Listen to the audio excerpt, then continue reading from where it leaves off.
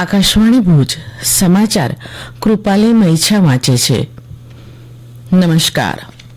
લોકસભાની આગામી 25 મેના રોજ યોજાનારી છઠ્ઠા તબક્કા માટેની ચૂંટણીનું જાહેરનામું ગઈકાલે પ્રસિદ્ધ થતાં ઉમેદવારી પત્રો ભરવાનો આરંભ થયો છે. ઉમેદવારો માટે તેમના ઉમેદવારી પત્રો ભરવાની છેલ્લી તારીખ 6 મે છે.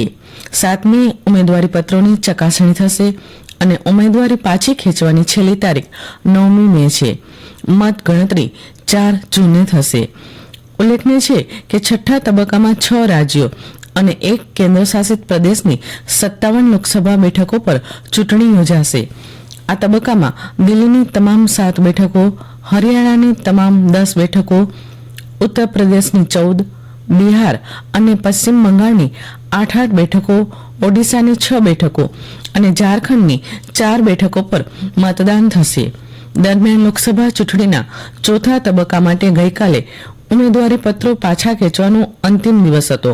આ તબક્કામાં 13 મેના 9 રાજ્યો અને 1 કેન્દ્રશાસિત પ્રદેશની કુલ 96 લોકસભા બેઠકો માટે ચૂંટણી યોજાશે, જેમાં આંધ્રપ્રદેશની 25 બેઠકો, તેલંગાણાની 17, ઉત્તર પ્રદેશની 13, મહારાષ્ટ્રની 11, મધ્યપ્રદેશ અને પશ્ચિમ બંગાળની 8, બિહારની 5, ઝારખંડ અને ઓડિશાની 4 અને જમ્મુ કાશ્મીરની 1 બેઠક માટે ચોથા તબક્કામાં મતદાન થશે.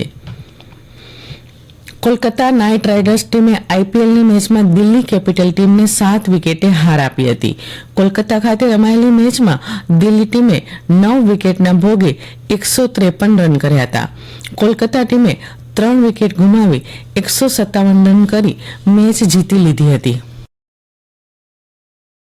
નેશનલ ટેસ્ટિંગ એજન્સીએ રાષ્ટ્રીય પાત્રતા પરીક્ષા એટલે કે યુજીસી નેટ પરીક્ષાની તારીખમાં ફેરફાર કર્યો છે. આ પરીક્ષા હવે આગામી 16 જૂનના બદલે 18મી જૂને યોજાશે. યુજીસી ચેરમેન જગદીશ કુમારે જણાવ્યું હતું કે પરીક્ષાર્થીઓના પ્રતિભાવોને આધારે પરીક્ષાની તારીખમાં ફેરફાર કરવાનો નિર્ણય લેવાયો છે. સમગ્ર દેશમાં OMR પદ્ધતિથી યુજીસી નેટ એક જ દિવસે પરીક્ષા લેશે. ગુજરાતની લોકસભાની ચૂંટણીમાં વધુને વધુ મતદારો મતદાન કરે તે આશય સાથે મતદાર જાગૃતિ કાર્યક્રમો યોજાઈ રહ્યા છે. કચ્છ જિલ્લાના તમામ આંગણવાડી કેન્દ્રો ઉપર ગરબા સંધ્યા, રંગોળી અને મહિલા મતદારોની મીટિંગ જેવા વિવિધ કાર્યક્રમોના માધ્યમથી મતદાન જાગૃતિના પ્રયાસો હાથ ધરવામાં આવી રહ્યા છે. કચ્છ જિલ્લાની તિજોરી ખાતેની બેંક મારફતે પેન્શન મેળવતા પેન્શનરોએ નિયમ અનુસાર દર વર્ષે મે, જૂન, જુલાઈ માસમાં હયાતીની ખરાઈ કરાવવાની રહે છે. જે પેન્શનરોએ હયાતીની ખરાઈ કરાવેલ ન હોય તે પેન્શનરોએ જે શાખામાં ખાતું હોય તે બેંક શાખામાં જઈને નિયત નમૂનામાં ફોર્મમાં બેંક સત્તાવાળાની રૂબરૂમાં સહી કરીને હયાતીની ખરાઈ કરાવવાની રહેશે. બેંક શાખા ઉપરાંત પેન્શનર પોતાની હયાતીની ખરાઈ જીવન પ્રમાણ પોર્ટલ પરથી અથવા તેની મોબાઈલ એપ્લિકેશન પરથી ઓનલાઈન પણ કરાવી શકે છે. આ ઉપરાંત પેન્શનરો ટપાલી, ગ્રામીણ ડાક સેવક મારફતે ઘર આંગણે જીવન પ્રમાણ પોર્ટલ પર હયાતીની ખરાઈ કરાવી શકે તે માટે ટપાલ વિભાગ દ્વારા સુવિધા ઉપલબ્ધ કરાવવામાં આવેલી છે. આ માટે નજીકની post office, Indian post payment બેંકનો સંપર્ક કરવો અથવા પોસ્ટ ઇન્ફો નામની મોબાઈલ એપ્લિકેશન પર પણ નોંધણી કરાવી શકે છે.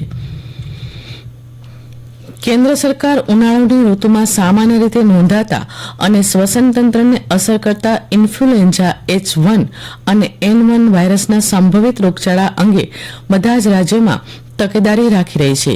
કેન્દ્રીય આરોગ્ય મંત્રાલયે રાજ્ય સરકાર અને કેન્દ્રશાસિત પ્રદેશના આરોગ્ય વિભાગના અધિકારીઓ સાથે આ અંગે એક સમીક્ષા બેઠક પણ યોજી છે. ઉલ્લેખનીય છે કે આ રોગમાં શ્વસન તંત્રને સીધી અસર થતી હોય છે. તાજેતરમાં અમેરિકામાં કેટલાક સ્થળોએ એવિએશન ઇન્ફ્લુએન્ઝાના કારણે પશુઓ અને દૂધમાં અસર દેખાઈ હોવાથી કેન્દ્ર સરકારે પૂર્વ તકેદારીના ભાગરૂપે રાજ્યોના આરોગ્ય વિભાગ સાથે બેઠક યોજી હતી. અને આ સાથે આ સમાચાર બુલેટિન સમાપ્ત થયું. નમસ્કાર.